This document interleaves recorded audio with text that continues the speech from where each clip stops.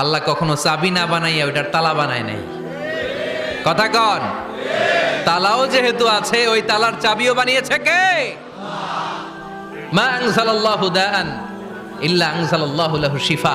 আল্লাহ দুনিয়ায় এমন কোন রোগ পাঠায় নাই যেই রোগের ঔষধ বানায় নাই, এমন কোন রোগ নাজিল করে নাই যেই রোগের কোনো চিকিৎসা বানায় নাই, হয়তো সেটা আবিষ্কার হয় নাই। অনেকে ক্যান্সারের কথা বলতে পারেন যে হুজুর ক্যান্সার এমন রোগ, এই ক্যান্সার তার নাই কোনো অ্যান্সার, কিন্তু বিজ্ঞানীরা বলতেছে এটারও অ্যান্সার আবিষ্কৃত হচ্ছে।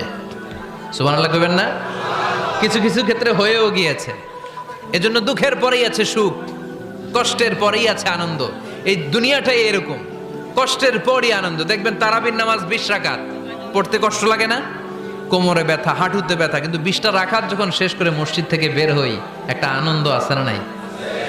কষ্ট করে পরীক্ষার জন্য প্রিপারেশন নিলেন আপনি কয়েক মাস, কিন্তু ফলাফল যখন ভালো হয় তখন